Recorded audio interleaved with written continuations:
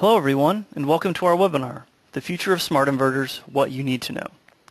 I'm Martin McHugh, and I'll be your moderator today.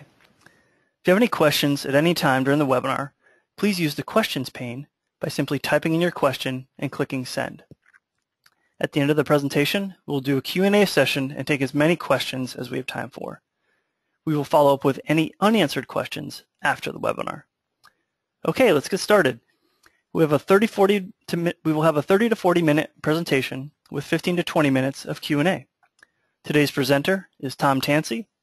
Tom is an information technology professional dedicated to establishing renewable energy as a major power source for the world energy economy.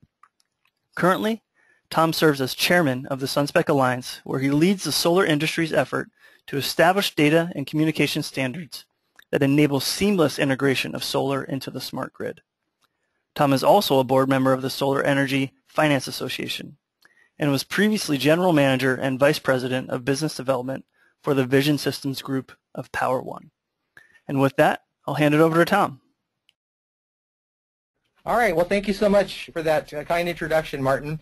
As Martin mentioned, my name is Tom Tansey. I'm the chairman of the SunSpec Alliance, and I'm here today to talk about the future of smart inverters. And in that context, I will also be introducing you to a concept that we call SunSpec Smart that's taking on within the Alliance, and so we'll hear more about that. Also, I want to do a big shout out to San Francisco Giants. I happen to live in the Bay Area. This is third championship in 5 years. Way to go, Giants. Okay, and for all you in Southern California, my apologies. Okay. Oh yeah. Okay. Well, the Royals, but hey, well, we're dealing with primarily, I think, California crowd. But Royals, way to go. Nice competition. All right. Well, today I wanted to cover 4 main topics here. First, I want to give you an update on California Rule 21. There's been a series of workshops and very in-depth technical work that's taken place over the last year or so. And this is coming to a head, so I want to let you know where that stands. Next, I want to talk about the case for smart inverters. What are the trends that are driving the need for smart energy and smart inverters in particular? We'll talk in particular about how they impact in the state of California. But of course, any of the comments here can easily be applied across the nation, frankly, across the globe. But as I mentioned, we will have a focus in on some California issues simply because they are leading the charge in terms of innovating in this area within the United States. Finally, we'll talk about and introduce you to SunSpec Smart and the ecosystem of products that are driving the communications trends within the solar industry and specifically within the solar equipment and the computing applications that they attach to. And of course, have plenty of time for questions and discussions. If you do have questions, make sure to put them into the chat window. I know Martin will be compiling them and queuing them up. We'll also open up the microphone at the end, I believe. Okay, Rule 21. First of all, what is it? Rule 21 is the guide for interconnecting distributed energy resources in the state of California. So if you're a homeowner or business owner, you want to put solar power, storage, you want to put combined power systems and so forth into your facility, well, you have to comply to Rule 21. So it is meant to address distributed energy resources. You often see this contracted as DER. Are those resources, including solar, that generate power out on the distribution grid? That is where we live and where we do business. It is the rule of California and has been for some 15, 20 years now, I believe, and it is occasionally refreshed, Rule 21 is, to address the changes in the market.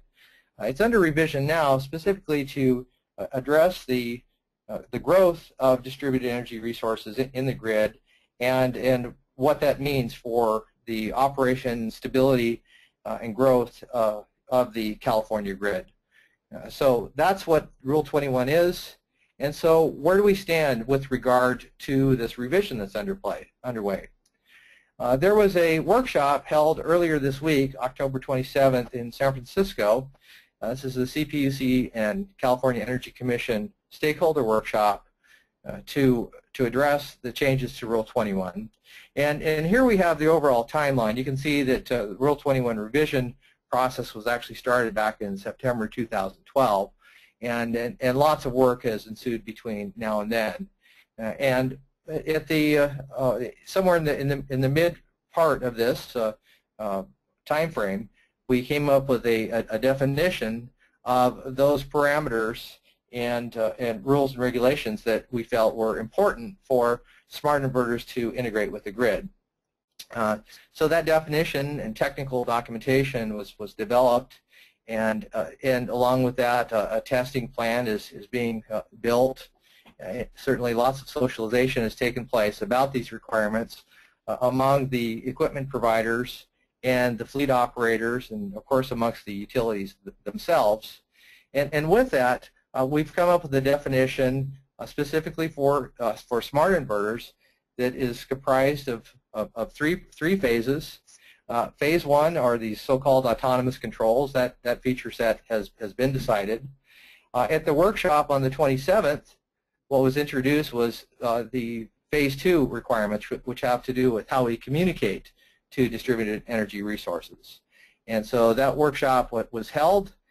We had an open dialogue in the industry amongst utilities, the asset owners, and the equipment providers. And amongst the things that was decided there was to focus on something called Smart Energy Profile 2. And in other words, this is an initiative that was developed by initially by Zigbee Alliance. It's actually now an international standard. It's called P2030 and available from the IEC. So this is an international standard. So that's what's been specified for communicating between the utilities and the asset holders and the fleet operators. Now, this is, of course, subject to further review, again, socialization, debate about the applicability of the feature set, discussion of the roadmap, and so forth. But within the industry, this is the conclusion that we've come to, is that we'd like to focus in on that platform as a way to move forward. The really good news from my perspective is this particular standard is based upon the same technologies that you see in the Internet and the World Wide Web. So it's been tested and proven and has lots of nice attributes in terms of cost effectiveness, resiliency, and the like. So that's where we stand today. In the 2015 timeframe, we'll move to address these so-called phase 3 requirements. And in that time frame, we'll be able to do very many different interesting things with DER resources, as I'll discuss here in just a moment, to address energy markets. Okay. So what is the environment for distributed resources that might be subject to something like a Rule 21? So this is it's a very busy and funny slide, but what this shows here is that you have a series of different facilities. These could be sustainable communities, for example. These could be individual homes, office buildings, commercial buildings. Maybe they're connected with microgrids, maybe they're not, maybe they're directly connected. But the point is that these exist out on the distribution grid, and quite often these assets are owned by private companies, private individuals. In other words, not concentrated in the hands of a single entity in the utility. So there's an open and vibrant market here. Also included are things like storage, as I said, plug-in hybrid vehicles, and the like. But this gives you sort of a general landscape of the relationship of the technical, physical components. And then, of course, they are managed by the asset managers, the owners, and the grid, of course, is overseen by the utilities. Commodities that are generated in these different facilities are then traded, of course, through energy exchanges by these asset managers to the ultimate buyers of the electricity. So it's a complex marketplace, but a very rich one fraught with opportunity, frankly, for us. It's a very, very large business. Okay, now to get down to some specific use cases and where we see both the requirement for smart inverters and business opportunities, we take a look at this slide that was generated by the California Independent System Operator. When they look at the grid, what they see is needs coming over the next few years to provide these types of services that you see in the middle of the screen: voltage support, regulation for peak load ramping, and the like. So fortunately, these are the areas that that the Smart Inverter group is focused in on, and of course, the integration of generation and storage is a key part of that mission. So these are the use cases, the things that are driving the marketplace. So what's needed to address those requirements? Here we need to comply to things like IEEE 1547. See, these are some new regulations that are being phased in now. California Rule 21 fits within the framework of IEEE 1547, so that is the sort of the highest level of compliance. We also need to have communications that are enabled between plants and asset owners and the utilities. And here's where I mentioned the focus on Smart Energy Profile 2.0 as being the protocol that will be looked at to address this particular need. Now, when rolling out a technology to address this type of a market, it needs to be anticipatory. In other words, the problems that the energy field is facing are having to do with not knowing what's going to happen in the next hour or the next day. And so we have these wild fluctuations in demand that cause potential instabilities in the grid. And so these technologies need to be able to anticipate these conditions and then provide support at the appropriate time and the appropriate measure, things like volt bar support, etc. Frequency, voltage, of course, a focus on voltage is a very real time concern for the utilities. Now, for the individual energy consumer, now these time of use considerations are also quite important and are enabled by smart inverters and storage. So in other words, with smart inverters, we anticipate in the near future a time when energy consumers can save, who knows what, 20, 30, 40% of their electricity bill by avoiding peak demand charges through the use of this technology. So again, a very compelling business case that's enabled by smart inverters. Now, in order to roll this type of system out at scale, it needs to be very much linked to the market. So in other words, we're looking at a whole supply chain issue. So how do you build systems that are able to communicate up and down the supply chain in an efficient way so that we can enable the free change of these energy attributes that I mentioned above. And so that's a key component. And of course that implies a focus on standardization of communication and the information models. And so when I talk about links to the market, part of the linkage of the market is a linkage to finance, of course. There's a linkage to the grid itself in terms of these ancillary grid services. And then there's also a linkage to our overall national energy security business model. And so when we look at the technologies needed for smart inverters, it's communication, information models, security models, and support of business models that enable us to deliver these types of attributes, whether it's kilowatt hours needed at the right time, voltage support for the grid, and so forth. These things are delivered when they're needed. So it's an IT problem, and so that's what SunSpec is engaged in, is solving these IT and communications problems. Okay, well, where am I on my time here? I'm probably maybe halfway in, so I'm going to have to speed up quite a bit. So I know I've taken you both high and low in this presentation. So what I wanted to do is help you understand, though, how smart inverters fit into the overall economy. So first of all, I want to look at the challenges that we face, and I'm going to drill in here a little bit, but probably go through pretty fast. The challenges that we face in the market is that, first of all, we have an environment that is sort of the antithesis of what you saw on the previous slide. It has disintegrated supply chains. We have siloed technologies and things of that nature.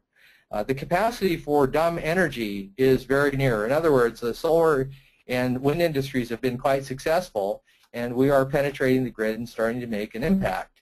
Now, the energy that's put in isn't very intelligent, so you can't manipulate it. So that's another big challenge.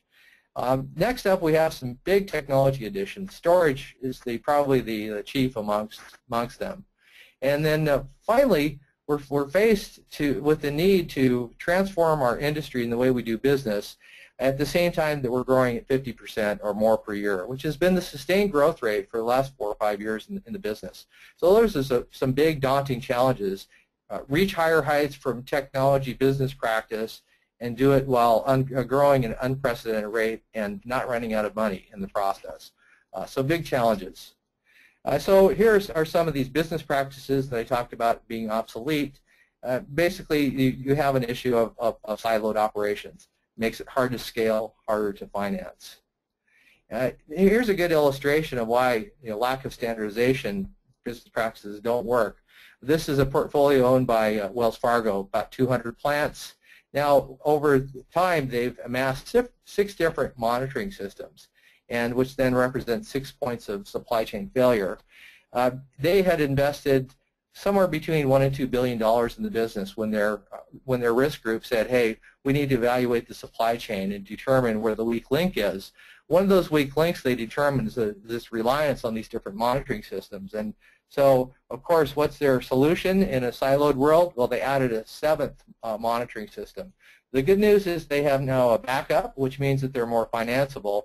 The bad news is they have 7 points of failure, 200 grand in investment costs, so $1,000 per plant, and probably an equal amount of money each year just to maintain this type of system.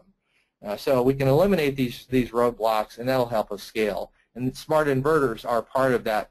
And I'll just go back here.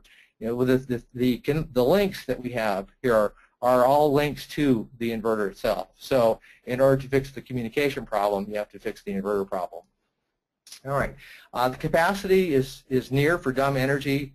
Other countries like Germany have faced major fiascos, frankly, when they, with a successful DER industry, they ended up with regulations that didn't support dynamic balancing of the grid, and they had this behavior where all the inverters would trip off when it reached some critical threshold, which of course would make the grid crash because now you lose all this supply.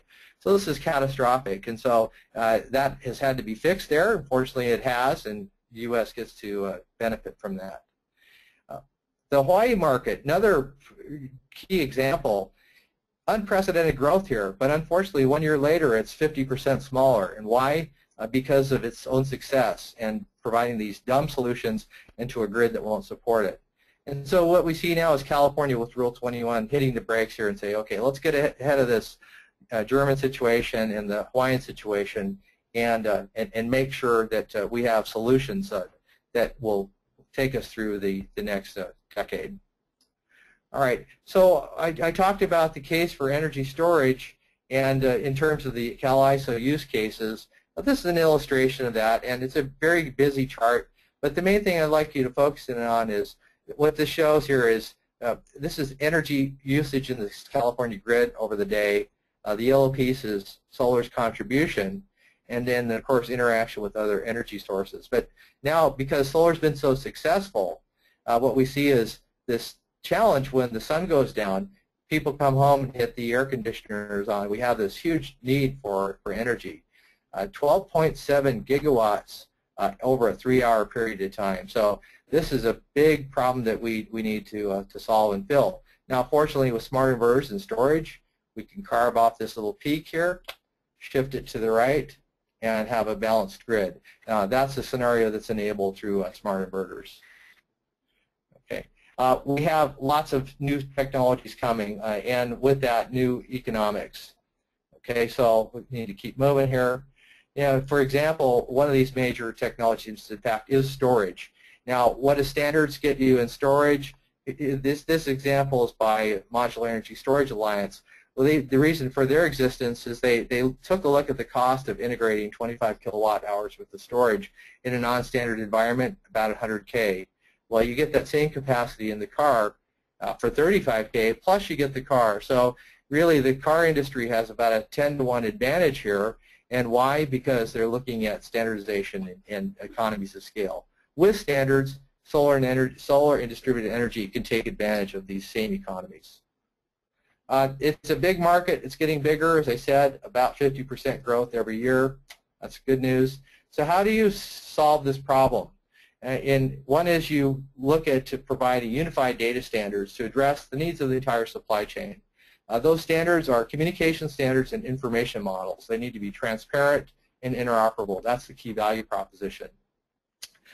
As such, they need to be adaptable to a marketplace where new policies are coming in, new energy markets are forming, and it'll be a software-defined environment. So that's how we address it. SunSpec fills this gap. We are the provider of technology for example, the California Smart Inverters that they're powered by SunSpec communication technology. Likewise, we have specifications that address all the different components of the smart environment as well as extend into the application. Yeah, so to round out the architecture concept here, we've also provided an end-to-end security model. For example, when we were building our specifications for smart inverters, what we were challenged by the manufacturers and the asset owners to say that if you're going to make this thing two-way controllable, we need to have security such that that's an activity that we can track and make safe, and also have an audit trail so that we know who's doing what when. And of course that then enables us to put in the hooks so that we can also make money, so we can sell these attributes and have a truly managed service. So the specifications that SunSpec puts together, they are de facto standards. So in other words, they're based upon principles that buyers and sellers can agree on readily. And we have taken this sort of development model from our experience in developing internet protocols, which were done in much the same way, where you innovate quickly, see what sticks, and what sticks you feed and build on from there. Now, we have the advantage of coming well after the internet, so we can leverage all the good work that's been done there and build on top of that. Finally, I'd like to mention this is a member-driven initiative. SunSpec itself has a small staff, but it's mighty because our more than 70 members contribute their time and talent to develop these open specifications and then implement them and then deploy them throughout in their marketplace. Okay, giving an example of where we sit. Here's a small example, or one example of where we sit in the overall panel market. For example, with our smart panel and our inverter models as well, both in microinverters and larger inverters. So SunSpec technology is well adopted even in these advanced applications like smart panels. The overall concept is to build an end-to-end architecture to enable the free flow of data and information across the grid and across the globe. And so the smart inverter itself is the heart of this whole system. That is the device that manages the energy harvest and interfaces directly to the grid. So when it comes to this future of smart inverters, so that fits into the system context, and you're going to see a smart inverter surrounded by other smart devices to enable this fine-tuning and flexibility that I talked about being needed, connected to financial markets and the like. Okay. Now, for those of you that are software engineers or technically inclined, you'll appreciate the left side of the screen, which is the way that we build these building blocks with SunSpec specifications and technologies. Now, for those that are more market-oriented, the point here is that using these technologies, we can create an ecosystem where we have devices that operate across a wide variety of different networks and data services and can talk and interact with applications from multiple vendors, all without having to rip and replace. So this is a scalable ecosystem-style solution that leads to economies that are, I believe, unprecedented in our business.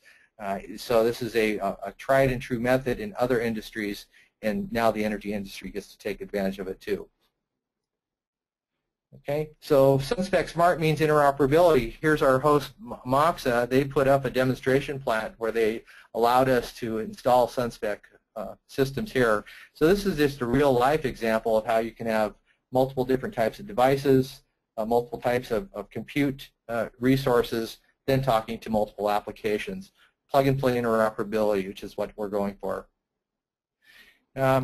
Okay, so with that, I think that really ends my high-level comments on smart inverters. Now, I'll just quickly talk about how this data is used in other applications. And one is to enable the free flow of finance so that we can build out these smart energy resources. And here, again, SunSpec is involved in this. These are some of our members. We're growing very quickly. We are global in nature. I'll be speaking next week at EU Utility Week about standardization of smart inverters. So the Europeans, although they were originally ahead, are now, frankly, working in tandem with the United States to deploy these standards across the globe. These are some of the different ways you can get plugged in, so we have a very comprehensive outlook. And critical and chief amongst that list of activities is the Smart Inverter Work Group. Now, where we stand there is that we have a published specification. It was ratified in June of 2013. We are now testing and certifying products to that specification. It's being applied broadly, of course, in the context of Rule 21. And in terms of our work group activities, part of that is liaison with national labs, both in the United States and across the globe, through something called Smart Inverter Research Facilities Network. So this is an alliance of 12 different national laboratories, energy labs, that are defining smart grids. And so this is where that magic happens. Now, what our contribution to this is software, information models, communication. And so that's our particular expertise. And of course, it's all backed up by very strong power engineering. But the point is to build solutions that can be deployed across the globe in a uniform fashion, but adaptable, of course, to local conditions. There's other opportunities to plug in as well, and so we'll send the slides, and you can view those at your leisure. Okay, so we have lots of things going, different areas. For example, the Smart Inverter initiative, the Smart Inverter trend, needs smart finance to go with it. And so here's an example of how SunSpec standards and smart inverters link directly to the financial market. And in this case, the Solar Energy Finance Association, which is a conglomerate of banks and asset holders, including all the top residential fleet operators from Solar City, One Roof, Clean Power Finance, Sun Edison, right on down the line, are tied together looking to bring low-cost finance to the market. They're relying on SunSpec standards, and particularly the information collected from inverters and meters to enable them to evaluate the risk of investment in solar power. So that's yet another direct connection of how you can take standardization and leverage it into a new application. Okay. More closer to the ground level here, for builders of these plants, the information gets standardized at every step. So if you're making a proposal to build a contract, or you get a deal inked, and now you want to build the system, well, the information that you collect at each step of that life cycle can be used in the subsequent section. So you can take information from the very beginning in terms of the contractual terms, get them matched up with design considerations overlaid by regulatory considerations, and all encoded in an information model in a standard way, such that when this plant is put into operation, it does link with that financial market that I mentioned, or the grid market, etc. Okay. This is an example of some of our technical work. We've collaborated with an organization called the Modular Energy Storage Alliance, and one of their members, One Energies, happens to be a SunSpec member, leads this work group. And so the objective of this particular work group is to build out in the storage area standardization that we have in other parts of the system. Storage is a bit more complex in some of the other areas, given that there are different types of storage. And so what we've come up with now is, I think, a very nice situation where we have a general information model to deal with any type of energy, and then specific models to deal with the differences of, for example, lithium-ion batteries, very, very popular, versus a flywheel. And so those are what we call chemistry-specific or technology-specific information models. So this is a very active group at the moment. We have the general model and the lithium-ion models defined, and if you're interested to participate, we encourage you to do so. And once again, this is part of the future of smart inverters.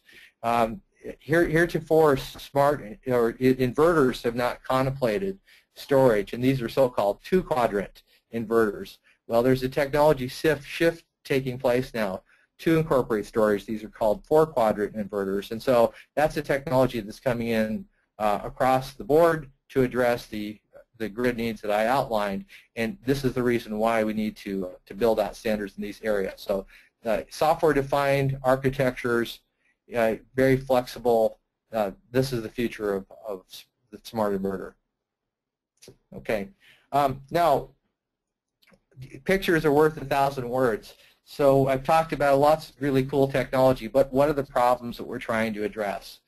Well, in the energy business, we like to see solid black bars. In fact, probably the best one, in most cases from generation, right, would be a flat bar. But this is more of a load profile, right? So with the load profile, you can imagine that once energy is being drawn in area, that you'd want the area of this curve to be all black, right? So what the point here is that as the power is being generated, you want it to deliver it in a uniform way. So with storage, when you combine, in this case, with solar electricity, storage, which has previously been charged, can fill in these voids in the power curve when a cloud happens or what have you. So the benefits is higher quality, cleaner signal, and this delivers benefits both to the consumer, of course, but then also to grid stability.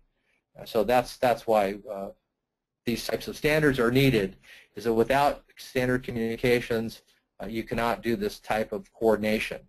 So that's really is the fundamental difference between what I would call a smart inverter and a dumb inverter. Okay, this is more details on the model, so I think I'll skip that. We offer a testing platform, and so this is an example of how smart inverters can be tested for compliance. And so we have programs that we work with Underwriters Lab, Sandia National Lab, NREL Lab to build out the functional frameworks for driving these smart inverters.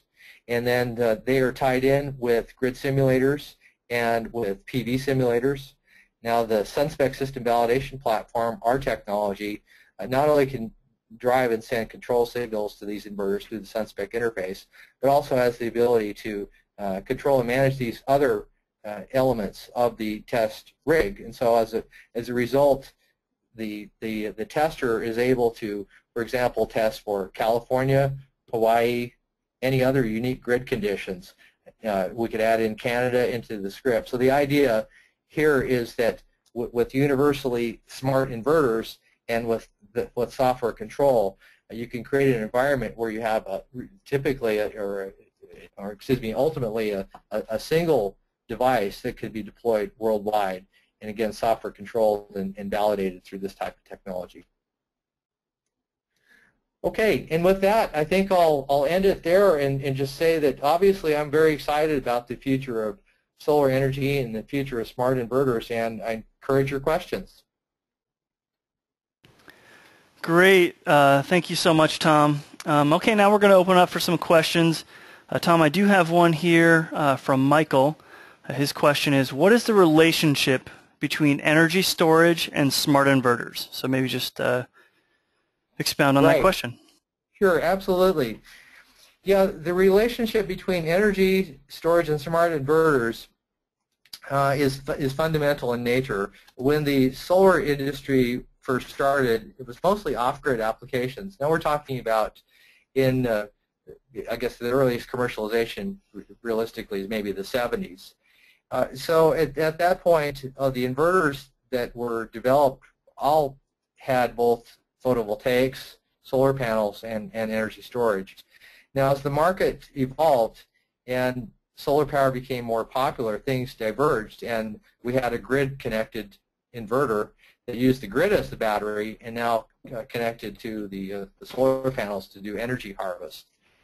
And that allowed the buildup of the industry that we see today. Now, because of that success, we see the requirement for the reintegration of storage. And so as such, as I mentioned, we're now moving from a two-quadrant technology inverters to four-quadrant. Now, so we started off with four quadrants. We economized to get to scale in two quadrants, and now are building the architecture back out to solve the problems that we face now, which is the need to address intermittency and solve that problem in a scalable way. Great, thank you, Tom. The next question I have is from Kevin. Kevin asks, are the smart inverters tied to the concepts and capabilities found with the Internet of Things? Another great question. The answer is yes, without a doubt. Now, smart inverters are enabled by the technologies that are popular in other aspects of industry in the computing world. So we're able to leverage those economies. So the communication technologies that are used to power the internet, of course, have been built into things. Some of these things are solar inverters and smart meters, etc. And so that low-cost sensors combined with low-cost data communications and combined with standard information formats, yes, it makes solar and distributed energy very much part of this Internet of Things. Great. Thank you very much, Tom. The next question I have is from John. And John, we'll try to get all your questions, but the first one is, how will this work in Africa in terms of cost, since the developing countries' household income is not the same as Western countries? So maybe shed some light or some insight there.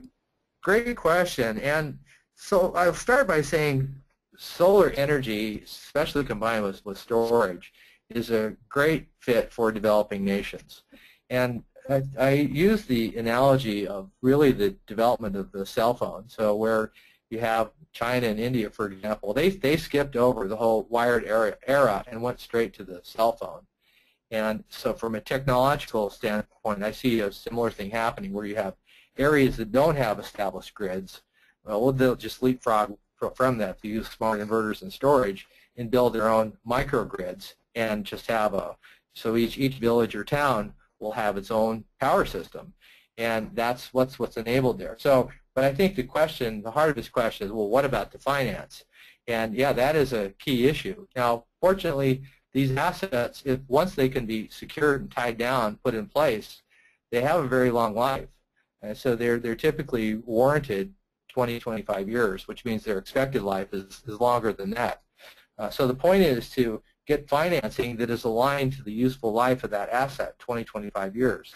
And that certainly is very, very possible. And I happen to know some entrepreneurs who came out of this Wells Fargo finance unit that have actually started a company in Kenya to do this very thing, to bring power purchase agreements to the African continent. So if you'd like more information, contact me and I'll be happy to provide you with that. Great, thanks, Tom. The next question I have is from Anthony. Anthony asks, will members have access to test harness and simulators? So, Tom. So SunSpec members certainly have access to the SunSpec test harness. This what we call a SunSpec system validation platform. This is software. So as such, it will run on any operating system, any popular one, Windows, Mac, Unix, etc. You have to bring your own hardware simulators. So now, if you are a product manufacturer, then you will encounter these simulators when you take your product to be tested at Tube Rhineland or Intertech or Underwriters Labs, for example. Or if you were engaged with the national labs, they also have these test rigs. Now, we certainly know of and work with the vendors that provide the grid simulators and PV simulators, but SunSpec itself does not have one of those. But we certainly have lots of partners that do.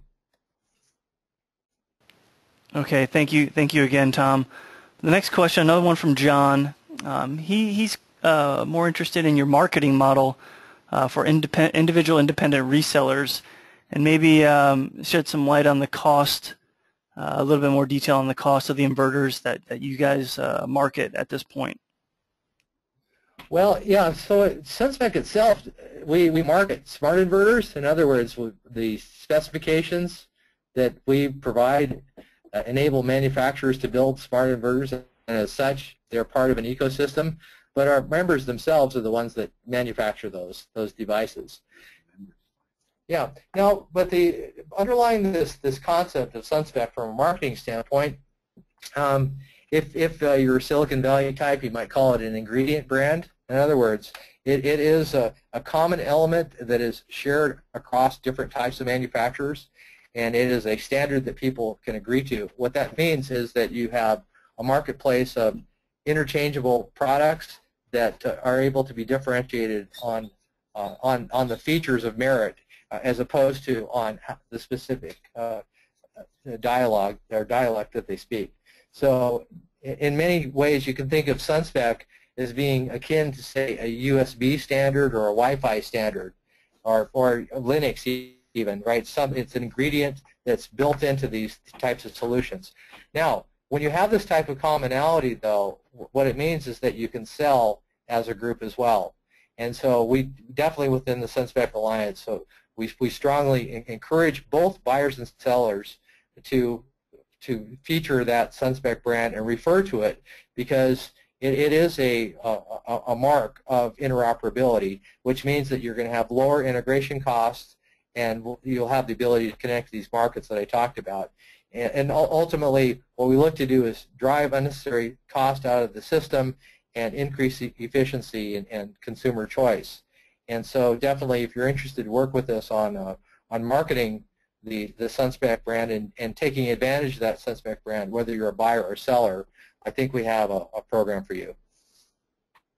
Awesome. Thank you, Tom. Very simple. Another question I have from Jay. Where does SCADA and DMP3 as a protocol play into the new Rule 21? Are utilities not going to want to talk to DER over DMP3? So maybe some insight there. All right. Go ahead. We have a very knowledgeable crowd, so this is great. Okay. Well, SCADA and DMP3.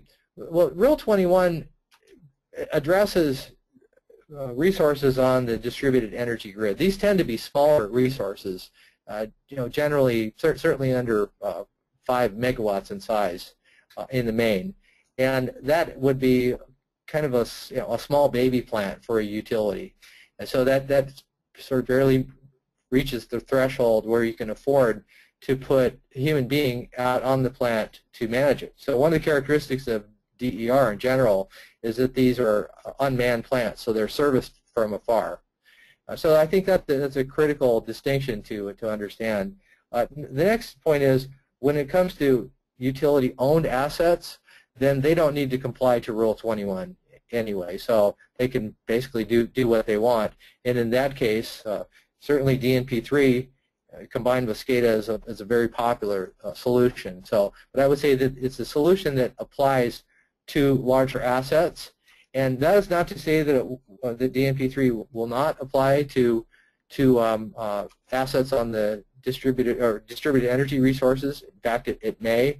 But where I think you'll see that combination is for utility-owned assets that are under the jurisdiction, for example, of Rule 21. And I also like to add that the other 50 states in the Union all have a rule that's like Rule 21 that addresses the same concerns of the utility versus the customer grid type of split. And finally, about DNP3 is that SunSpec supports that as a transport protocol. So we have done a mapping there, and SunSpec is largely agnostic to the types of transports. We work with the ones that are market relevant and the ones that our customers tell us that they want. Okay, thanks again, Tom. We have time for a few more questions. So this next one I have is from Anna. Anna's curious about what the timeline for rollout of smart inverters is in the U.S.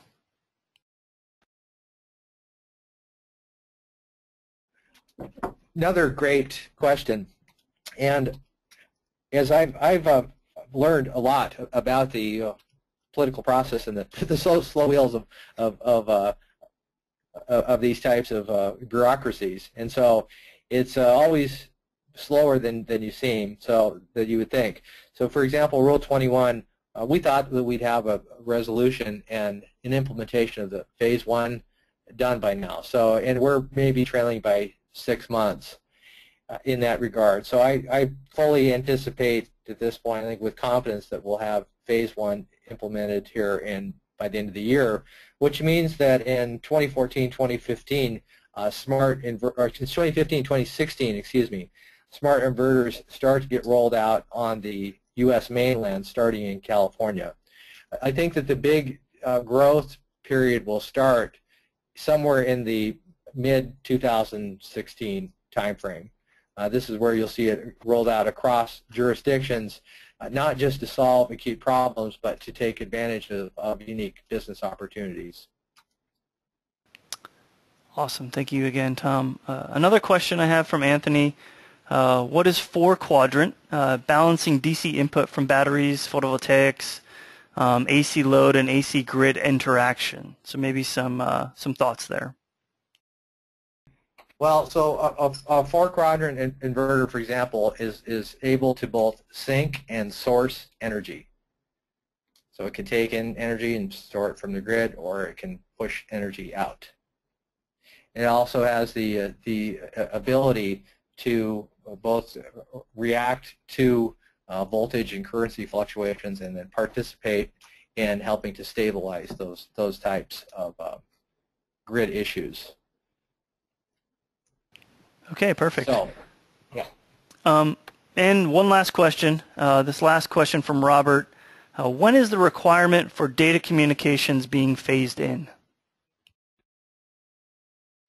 Another super question. So the October 24th workshop that we held, 27th workshop that we held, was the kickoff for that. So the next up, we'll have a recommendation that will come out, I'm expecting, in the first quarter of 2015, and then will be phased in very quickly thereafter. Many of the issues have been addressed there. So I think what we're going to see is certainly by the tail end of 2015, that the most popular deployments will combine both Phase 1 and Phase 2 requirements. Actually, even in Phase 1, it's very rare that communications interface would not be included. The question is it the right one? So if you have a system that supports these information models that I mentioned, they're the SunSpec information models that they are in fact based on an international standard called IEC 61850. So what those information models supported, so even smart inverters that are deployed in the next quarter or two are quite likely to coincidentally have a communication interface that matches Phase 2 requirements. Great. Thank you, Tom. So it appears we're at the end of our session. So I'd like to thank Tom again, and thank you to everyone for your interest and participation. Also, we'll be following up via email with both the recording and the presentation slide deck. Lastly, please take a minute before logging off to fill out our survey, as we really value your input and feedback.